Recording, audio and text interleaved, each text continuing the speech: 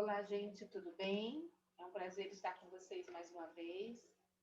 Na última aula, eu não consegui mandar a gravação para vocês, porque ficou muito grande, então resolvi gravar novamente para ver se o Zoom vai fazer essa gravação para vocês. Então, vamos, sem perda de tempo, vamos compartilhar a tela e nós vamos, então, estudar, né, a lição que nós reservamos para hoje. Então, vamos compartilhar. Estou compartilhando a tela com vocês.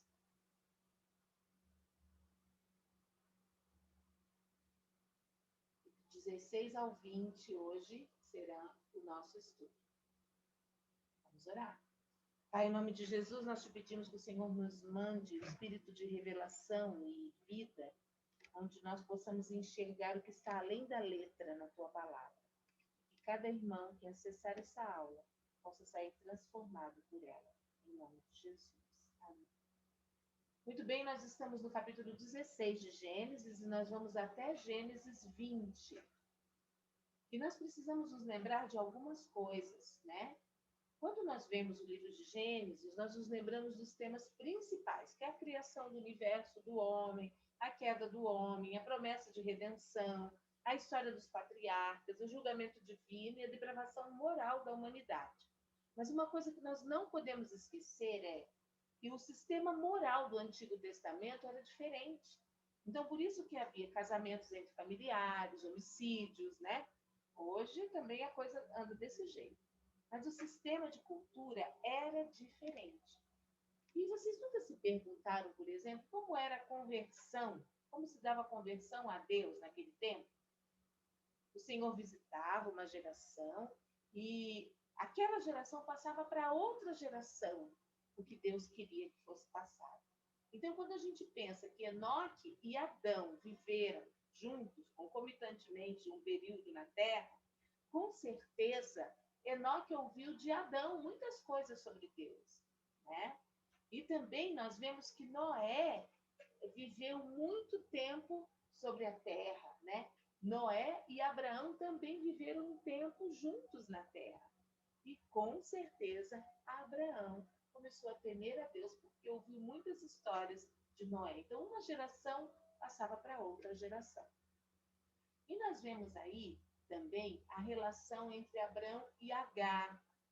Não é normal hoje em dia uma esposa dar a sua serva para o seu marido. Então, se você lembrar disso, você vai concluir que os costumes, a cultura eram diferentes dos dias de hoje. Então, nós vemos as 7 promessas de Deus a Abraão, né? Nós paramos aí. Nós vimos que ao pôr do sol, lá no verso 12, no capítulo 16, fala que Abraão, aliás, o capítulo 15, versículo 12. Ao pôr do sol, Abraão foi tomado de sono profundo. Então, ao pôr do sol significa que não era noite. E Abraão contou as estrelas ao pôr do sol, é prova cabal de que ele tinha mesmo fé na promessa de Deus. Então, Deus o fez enxergar as estrelas, fez contar estrelas ao pôr do sol. Tá? Andar pela fé é olhar e enxergar, mesmo sem a gente ver. Isso é fé. Lá no capítulo 16, então, voltando para o início do nosso estudo, Sarai, como uma mulher apressada, ela não teve paciência de esperar. E por isso as misturas começaram. Agar era uma egípcia. E Abraão, é claro, para ele era cômodo, foi lá e se deitou com Agar. Teste de gravidez positivo, e tal plano de Sarai, com certeza, não agradou a Deus. Então, vocês viram que quando Agar se viu grávida, o que ela fez? Ela começou a humilhar sua senhora.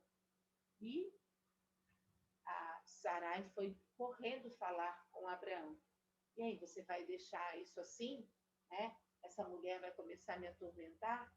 E Abraão, como aconteceu com Adão, que não se posicionou e foi persuadido por Eva, aqui, pela falta de posicionamento de Abraão, o plano de Sarai traz grandes problemas, pois Agar se viu grávida, desprezou sua senhora, né? Agar se achou, e olha que Ismael nem tinha nascido ainda. Sarai se queixa a Abraão e manda Agar embora, então a coisa azedou. Mesmo errados, Deus nos encontra. Então vocês vejam em Gênesis 16, do 7 ao 9, que lá no poço, né, Jesus, com certeza, o Senhor foi lá encontrar Agar. E as promessas de Deus também se estenderam a Ismael por causa desse amor de Deus por Abraão. A gente lê isso lá em Gênesis 16, do 10 ao 12. Confira na sua Bíblia. O nascimento de Ismael, quando Ismael nasceu, Abraão tinha 86 anos. Isto está lá em Gênesis 16, você pode conferir também. No capítulo 17, a circuncisão era o sinal de aliança. E a mudança de nome era também mudança de essência, mudança de identidade. Quando Deus fez essa mudança toda na vida de Abraão, a circuncisão, a mudança de nome, ele tinha 99 anos. E a circuncisão se deu quando Ismael tinha 13 anos. Houve uma dúvida, né, sobre se foi ao 8º dia, se foi ao 8º ano a circuncisão, mas na Bíblia está escrito que seria o 8º dia a circuncisão, o sinal da aliança, lá no capítulo 17. Mas o pastor Felipe, quando você prestar atenção na gravação, lá no YouTube, ele fala 8 anos. Eu creio que 8 anos seja uma data limite para que eles fossem circuncidados, tá bom? Mas aqui está, olha, verso 12. Da sua geração em diante, todo menino de 8 dias de idade entre vocês terá que ser circuncidado, tanto os nascidos em sua casa, quanto os que forem comprados de estrangeiros e que não forem descendentes de vocês. Tá? Então, nós lemos aqui, ó, as bênçãos, né? As condições para essa bênção, os frutos. Mesmo tendo pecado e errado, Deus ainda tinha planos para Abraão. E tudo que nascesse a partir da circuncisão nasceria debaixo do conceito da aliança. Por isso, a circuncisão era tão importante. 8 dias de vida, né? O sacerdote pegava uma faca afiada, cortava o prepúcio do órgão masculino do menino e ali era feita a circuncisão. O pastor Felipe até deu um grito, um urro, né, de dor. Lá no capítulo 18, a partir do verso 1, 3 homens aparecem. Um é o Senhor. E o primeiro versículo já diz assim: o Senhor apareceu a Abraão perto dos carvalhos de Mamre, quando ele estava sentado à entrada de sua tenda na hora mais quente do dia, provavelmente meio-dia, né? Abraão ergueu os olhos e viu 3 homens. São 3 homens, um deles era o Senhor, os outros 2, Deus Pai e Deus Espírito Santo, né? Deus promete um filho a Abraão e Sara ri. Lá dos versos 9 ao 15, vocês vão ler que a Sara deu uma risadinha.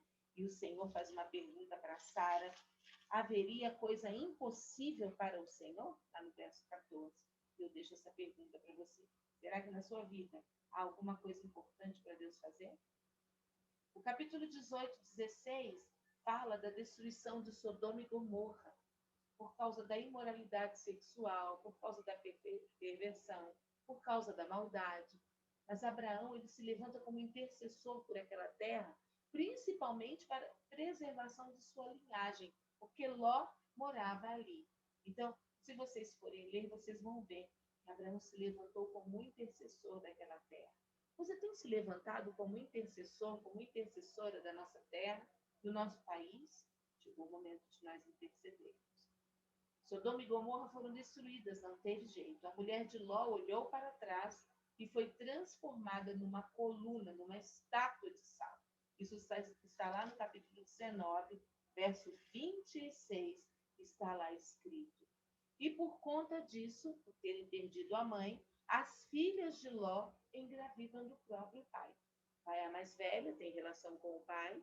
Quando ela termina tudo, elas fazem com que o pai fique bêbado novamente e entra mais nova e também tem relações com o pai, né? E dessa árvore genealógica vem uns calcanhares aí de Aquiles na vida do povo hebreu. Filhos de Ló com as filhas, Moabe e Bemame, que vêm a ser os pais, né? Dos Moabitas e dos Amonitas. E quando nós formos estudar mais um pouquinho para frente, vocês vão ver quem foram esses povos. Esses povos atrapalharam muito a vida do povo hebreu. Tudo isso aconteceu lá, quando as filhas de Ló embebedaram o próprio pai para terem relações sexuais com ele. Então, vocês veem que a cultura, né, a prática moral era bem diferente naquele tempo. Os amonitas e os moabitas eram inimigos de Israel. Começou errado, com certeza terminaria errado. Tudo que começa errado na nossa vida vai terminar errado, seja o que for.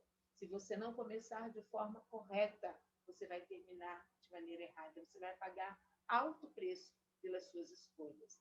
Então, nós vamos falar muito sobre esses povos, amonitas e moabitas. Aguardem sendo nos próximos capítulos, né? E eu peguei algumas coisas aqui sobre os amonitas e os moabitas, e a gente lê lá em Deuteronômio 23, de 3 a 6. Nós vamos chegar lá.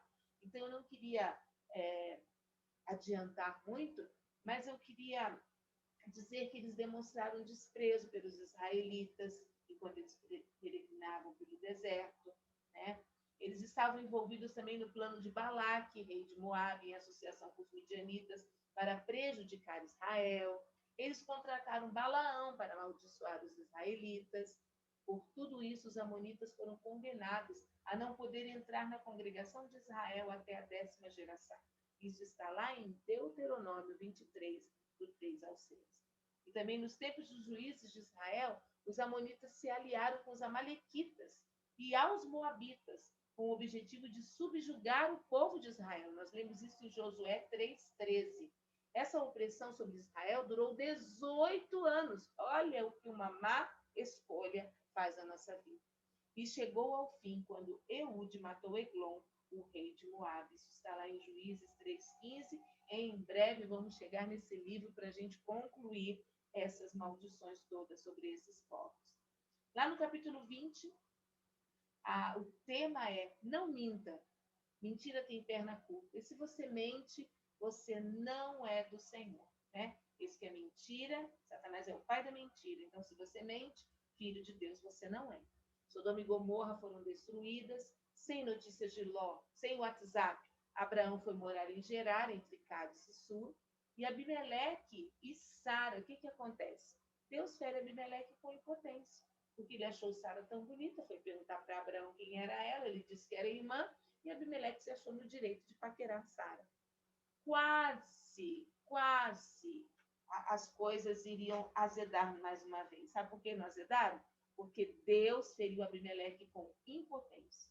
Porque os geraritas eram justos e inocentes. Eles conheciam o verdadeiro Deus. Isso está lá no verso 6 do capítulo 20. E como Abraão foi morar em Gerar, né? Foi morar em Gerar, era bom que ele tivesse uma boa convivência. Por isso que ele resolveu mentir. Por isso a violação da lei moral é pecado contra Deus. Toda violação da lei moral é pecado contra o Senhor.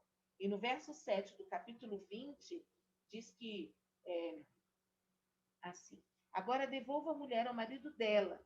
Isso o rei falando, tá? Abimeleque falando. Agora devolva a mulher ao marido dela. Não foi o rei, não. Foi Deus falando a Abimeleque. Ele é profeta. Olha, Deus falando de Abraão que ele era profeta. Ou seja, alguém a quem Deus se revela. Versos 17 e 18 está aí que Abraão orou por aquele povo e tudo voltou ao normal. Então, aqui nós terminamos a nossa aula da semana passada. Eu quero crer que agora vai dar tempo de eu mandar para vocês a gravação, tá bom? Daqui a pouco nos encontraremos com mais uma aula, do 21 ao 25. Deus abençoe vocês. Vamos encerrar por aqui. Até daqui a pouco.